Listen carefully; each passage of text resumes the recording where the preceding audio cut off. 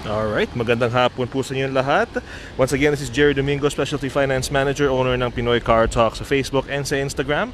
So today we are here with our second brand new Subaru. Clearly shaping out to be the hashtag Summer of Subaru, ika nga. It's really awesome. The more mga Pilipinong malalaki ko sa Subaru, the better, right? I'm trying to raise more brand awareness with how really, how awesome this brand is, ika nga. So more and more people are starting to take notice of the Ascent. I'm really happy about that. It's a great alternative for family vehicles. And now here today we have another great alternative to the crossover, the CUV market, crossover utility vehicle. No, so the Subaru Crosstrek has actually been around for quite a while na. Longer than, let's say, the new entry level na mga sakyan in the CUV market, like for example the Kia Seltos, the Mazda CX-30, the HRV. So yung Crosstrek mas nauna siya. It's been around for a while, and as every year they always try to make something better, make it look better. No, so today for my client na si Ate Grace. Ate Grace is a returning client. No, client ko si Ate Grace a few years ago. Sa una niyang kasakyan, and then certain things happened, some bad decisions were made, but we're here, we're back, and I've been more than happy to assist her again in getting her brand new vehicle. And this is what she got excited about sa kanyang pre-approval. This is what she, when I sent her yung video nito, yung mga nabenta ko dati, sabi niya sa akin na ito, I want this vehicle, ang matagalan na, so here we are. So para sa mga di familiar, this is a 2020 Subaru Crosstrek Touring, right? So I just wanted to re-emphasize sa inyo lahat po, no, different brands, different trim levels. For example, sa Honda, pag sinabi mong Touring, yun yung top of the line. Kasi sa Honda, ang starting namin is LX, tapos EX, tapos EXL or SE, and then Touring. Sa Subaru, ang starting is Convenience, Touring, Sport, and then Limited. So this is the Touring trim level. No, this is actually the vehicle that fits Ate Grace's loan pre-approval, and the one that she really got excited about and she really got happy about. So here we are, right? So Ate Grace, I hope you're watching. Going from your current vehicle now to this, right? Hindi ka magsisisi. So I wanted to show you what I mean by that. So this in here, kitang-kita yun naman. So it's technically a CUV, a crossover utility vehicle. Hindi siya kasi laki ng SUV, let's say, kumpara sa ibang SUV. But for a lot of people, the size here, especially for many women, no, kasi majority ng clients ko na bumili ng Crosstrek are actually girls. Gustong-gusto yung size na ganito kasi tama lang. So you can see here. So yan ang itsura niya, ate. Requested niya ate yung white. We got the fog lamps here. Yung headlights niya. So this runs on a 2.0 liter 4-cylinder engine, so no need for premium, right? Regular gas lang ate. It's got the 17-inch very stylish alloy rims on Yokohama all-season tires. I wanted to keep this a surprise kay ate, but since we're here, Ate Grace, if you're watching, as you can see, pina-undercoat ko na yung sasakyan para sa'yo. Undercoated na siya, okay? Let's go around. So it's got the raised roof racks, which lends more to the sporty look ng sasakyan. Diba? So lengthwise, if you look at it, it's actually a really good size. A lot of my clients like yung size ng ganitong SUV. Yan ang kanyang likuran, as you can see there. All-wheel drive. So let's start from the back. So space-wise, ate, kumpara sa mga ibang crossover utility vehicles, this one has a bit more space, no? So if you look at that there. Ito yung kanyang spare tire, nandito rin sa likuran. May kasama na rin siyang tonneau cover. So I told Ate Grace kasi na yung sasakyan, nung sinabi niya sa akin na maaga pa lang, sabi niya, Jerry, doon na ako sa Crosstrek. I decided on the Crosstrek. Talagang pinahanap ko na kagad. As you guys can see, may plastic pa. That's how brand new it is. Hindi pa siya na-process. Kinuha ko na kaagad para kay Ate Grace. Once may pre-approval na tayo, guys, like, as long as kasya sa budget ninyo, your wish is my command. Tell me what brand na gusto mo, basta kasya sa pre-approval na nakuha ko para sa'yo, walang problema. Let's go on the passenger side. As you can see there, good space. It's got the better looking cloth na interior. It's got the orange stitching there. The plastic pa nga siya, Ate Grace, as you can see there. So punta naman tayo sa harapan, sa driver side. It's got the heated side mirrors there, ate. So ito yung harapan niya. Diba? So for any of you guys considering, you know, an SUV but ayaw nyo yung traditional na old school na RAV4 or CRV, yung mga ganong kalaki, right? Consider the Crosstrek. It's a really great in-between, right? And of course, it's a Japanese brand, so pagkakatiwalaan. And Subaru is one of the most trusted all-wheel drive systems in the car market, period. Domestic or international man yan. So let's get inside. So as you can see there, ate, 28 kilometers. Brand new car. Sabi ko nga sa'yo, the moment na sabi mo sa akin na gusto mo yung Crosstrek, pinakuha ko na para sa'yo. Yan ang ating screen dito.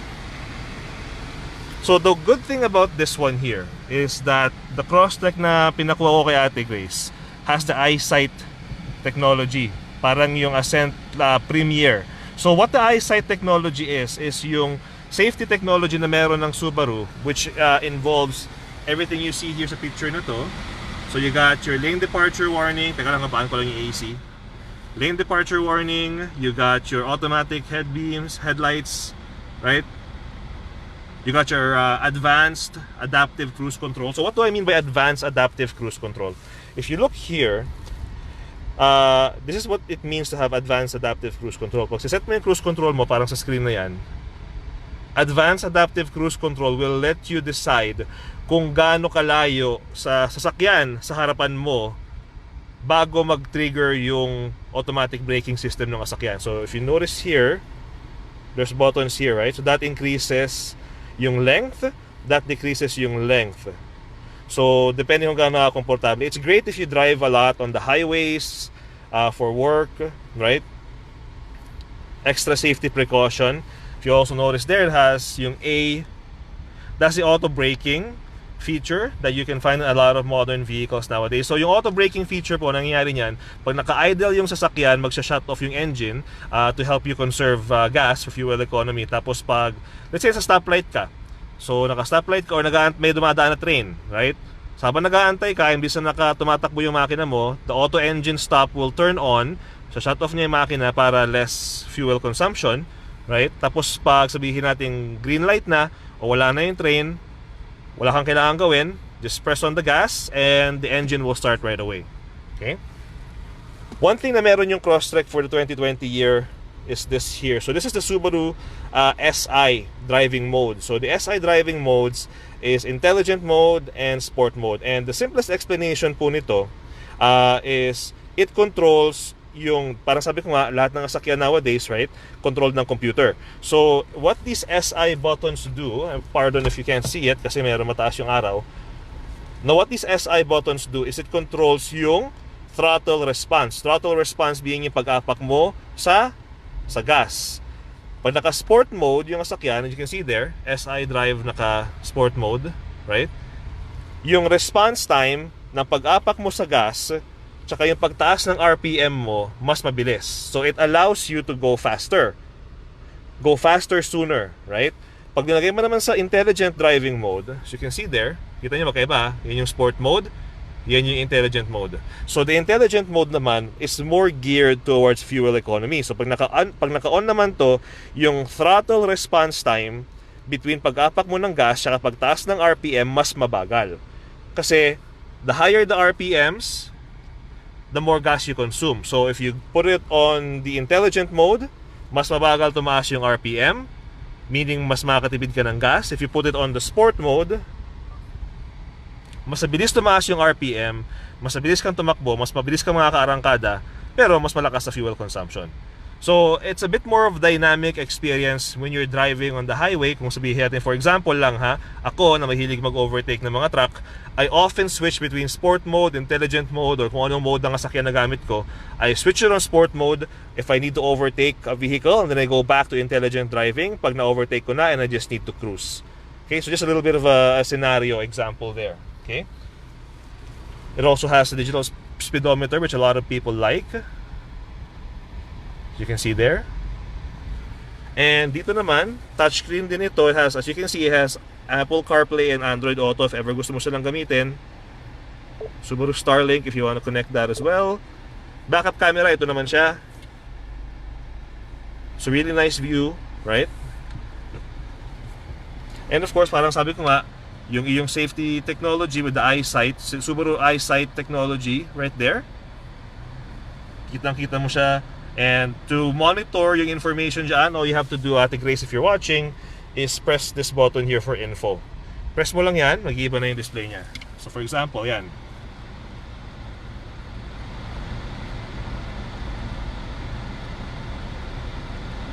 It's a very dynamic system, ika nga, in my opinion. Diba? And one thing na meron din ang Crosstrek for this year, for the 2020 year, I'm not sure if meron siya last year, no, is the presence of the X mode.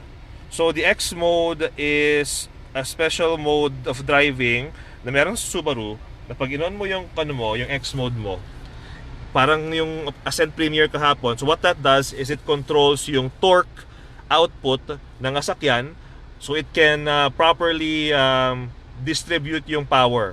Right? If it's gonna give more power, if it's gonna give less power. The good thing po kasi when it comes to Subaru na not a lot of people know is ang Subaru all-wheel drive system ay tinatawag nilang symmetrical all-wheel drive. So with the other vehicles kasi na all-wheel drive, ang all-wheel drive system niya is mainly sasakyan is front-wheel drive. So most of the power nasa front-wheel drive, tapos sinesend lang nung makina, sinesend ng computer yung extra torque power output sa rear wheels pag kinakailangan.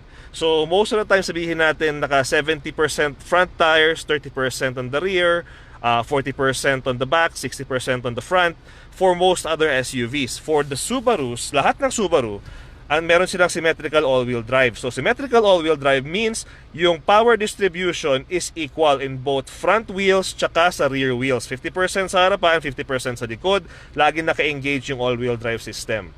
So extra added safety precaution. Guys, there's a reason why napaka popular ng brand na Subaru sa mga kapwa nating Canadian na mga puti kumpara sa mga ibang Japanese like na brand like Nissan or I can't even think of another Japanese brand, Mazda, right? Kasi subok na yung symmetrical all-wheel drive system ng Subaru.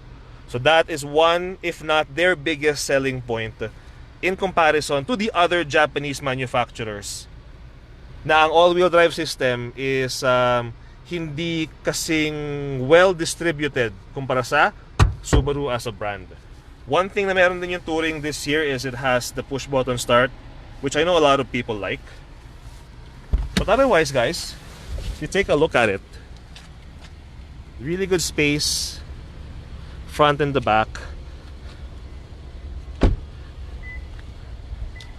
And gaya nga nasabi ko, I'm not trying to discourage yung any guys who might be interested in buying this vehicle. Pero majority ng clients ko on the Subaru Crosstrek are actually single ladies, put it that way. And they find that it's a right combination of space. Hindi siya mukhang completely girly, right? At the same time, it has the all-wheel drive, and it's just, I don't know, it's just really popular with a lot of my female clients. Sa mga actually almost lahat ng Crosstrek na nabenta ko in my career have been to female buyers. And Ate Grace is an addition to that, right? So Ate Grace, ito na ang iyong brand new 2020 Subaru Crosstrek Touring. Congratulations. Really big upgrade kumpara sa sasakyan mo now. This vehicle will serve you well for all the years to come. And para po sa inyong lahat na maaring interesado sa sasakyan na to, kindly let me know. Leave me a message sa aking Facebook Messenger. And then let's see. Let's get you pre-approved, and then hopefully we can consider the Subaru Crosstrek for your next vehicle. Thank you so much, guys. I have another appointment that I have to run to at 6 o'clock. So I'll talk to you guys again later when I get back to office, okay?